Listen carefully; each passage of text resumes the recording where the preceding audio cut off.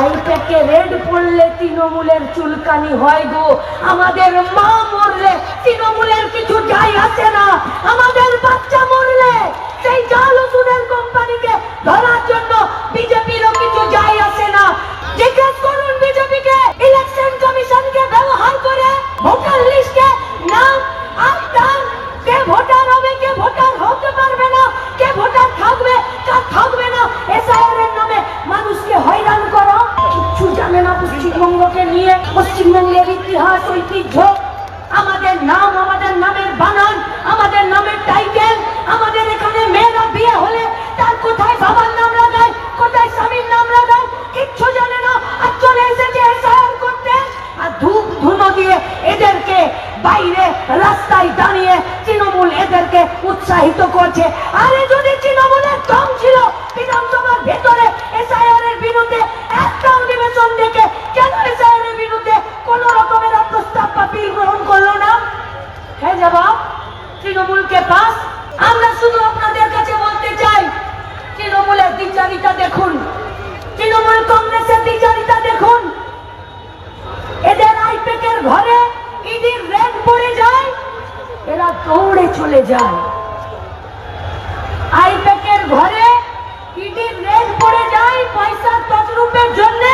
রাজ্যের মুখ্যমন্ত্রী তৃণমূলের গাড়িতে এই পুলিশকেই চাপিয়ে নিয়ে হড়বড় করে চলে যায় ফাইল আর তাদের সমস্ত ইলেকট্রিক্যাল ডিভাইস বাঁচানোর জন্য।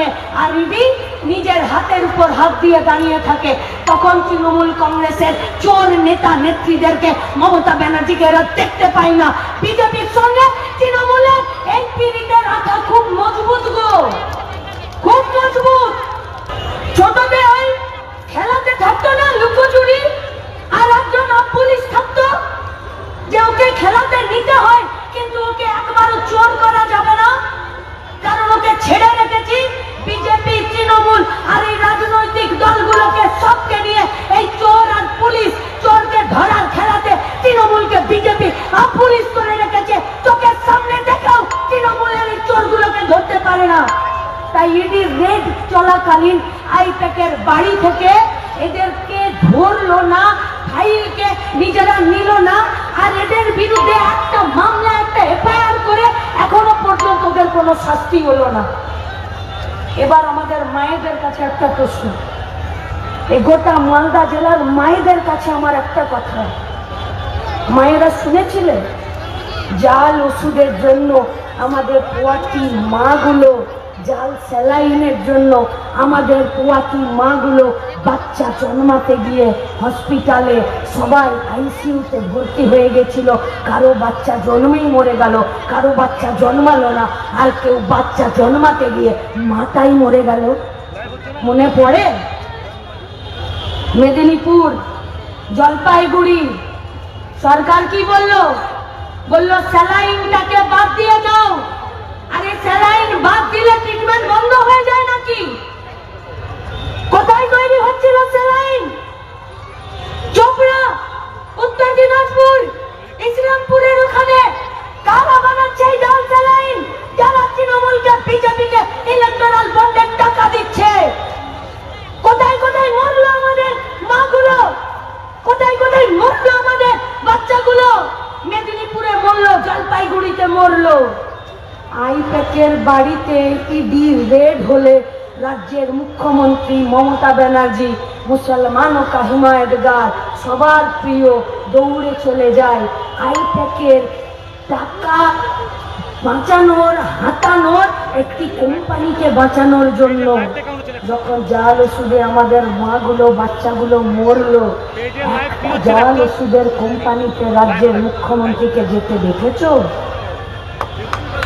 দেখেছো যেতে? একটা জাল ওষুধের কোম্পানির কোন মালিককে জেলে টানতে টানতে নিয়ে যেতে তৃণমূল কংগ্রেসকে দেখেছো? বিজেপিকে দেখেছো? যারা মরলো আমাদের মাগুলো, আমাদের বাচ্চাগুলো, তাদের একটার বাড়িতে এই তৃণমূলের নির্লজ্জ বেহায়া দোকান কাটার পাতি আপনার মুখ্যমন্ত্রীকে যেতে দেখেছো? আইপ্যাকে রেড পড়লে তৃণমূলের চুলকানি হয় গো। আমাদের মা মরলে তৃণমূলের কিছু যায় আসে না, আমাদের বাচ্চা মরলে সেই জাল ওষুধের কোম্পানিকে ধরার জন্য বিজেপিরও কিছু যায় আসে না। তাই এই পশ্চিমবঙ্গে তৃণমূল কংগ্রেসের বিরুদ্ধে যে লড়াইটা আজকে মালদা জেলা দেখালো, যে প্রশাসনের দালালি ছুটিয়ে দিতে আমরা লাল ঝান্ডা কাঁপিয়ে আছি, আজকে সেই মালদা জেলাকেই আজকে আমাদেরকে শপথ গ্রহণ করতে হবে। আজ রাস্তার দখল নিয়েছি, কাল বিধানসভার দখল নিতে হবে, আর ভোট লাল ঝান্ডায় দিতে হবে।